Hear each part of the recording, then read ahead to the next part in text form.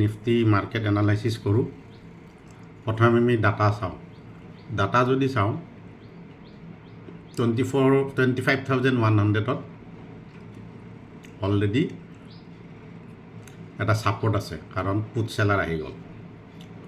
আৰু 24,800ত ফুল ছাপৰ্ট আছে। কিন্তু ঘটনা হৈছে কি, আমি এতিয়া ইয়াতে চাওঁ 25,100ত পুট চেলাৰ 30 লাখ আহি গ'ল।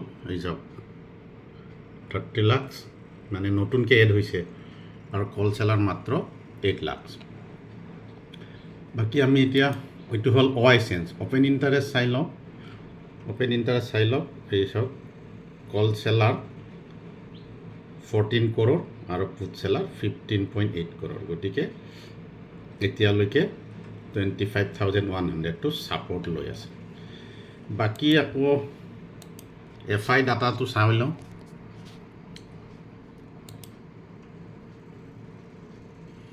FI কিন্তু এতিয়াও বিয়াৰিছ, আৰু professional medium bullish, index option strong bullish. কিন্তু মেইন হৈছে FI ফিউচাৰ ষ্ট্ৰং বিয়াৰিছ। চাই লওক ষ্ট্ৰং বিয়াৰিছ। গতিকে এই মাৰ্কটো চাব লাগিব, কাৰণ FIৰ ওপৰতে মাৰ্কেটখন টোটেল ডিপেণ্ড কৰে। তাৰপিছত আমি এতিয়া আৰু এটা বস্তু চাম। আমি এতিয়া ডাটা চাম, কোনটো ষ্ট্ৰাইক প্ৰাইচত কেনেকৈ মানুহ এণ্ট্ৰি লৈছে আমি এতিয়া চাওঁ। এতিয়া চাওক 25,000ত এইটো হৈছে চাওক 75 লাখ পুট চেলাৰ, অৰ্থাৎ 25,000টো ষ্ট্ৰং ছাপৰ্ট। তাৰপিছত 25,100 যিটো বৰ্তমান মাৰ্কেট চলি আছে চাওক, এইটো হৈছে 36 লাখ পুট চেলাৰ আহিছে। কিন্তু এইটো ডাটা হৈছে গোটেই মাহৰ, আমি ল'ব লাগিব অনলি 1 উইকৰ। গতিকে এই সপ্তাহত কি হৈ আছে চাই লওঁ। এই 30 লাখ পুট চেলাৰ সোমাইছে 25,100ত, আৰু 8 লাখ মাত্ৰ কল চেলাৰ। এইখিনি হৈছে, এইটো হৈছে ফ্ৰাইডেৰ যিখিনি ডাটাৰ ওপৰত বেছ কৰি আমি কেনেকৈ ট্ৰেড ল'ব লাগে চাম। তাৰপিছত এইটো হৈছে আপুনি ট্ৰেডিং ভিউত গৈ দেখোঁ যদি 50 MA চাওক, 50 MAৰ ওপৰত আছে, মানে মাৰ্কেট এতিয়ালৈ বুলিছ।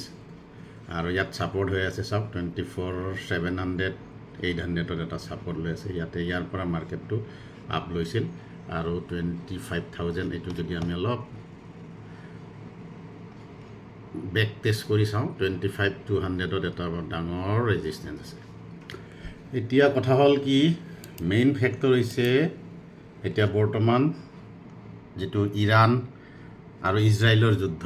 গতিকে আৰু গিফ্ট নিফটি যিহেতু নিগেটিভত, গতিকে আমি পজিটিভ বুলি ভাবি নলয় প্ৰথম 15 মিনিট বা 30 মিনিটছৰ কেণ্ডেল চাইহে ট্ৰেড কৰিম। কাৰণ এইবোৰ ডাটাই যিহেতু মাৰ্কেট ৰাতিপুৱাই যেতিয়া মাৰ্কেট এণ্ট্ৰি হৈ গ'ল অলৰেডি বিয়াৰিছ, মানে গিফ্ট নিফটি নিগেটিভ হৈ গ'ল।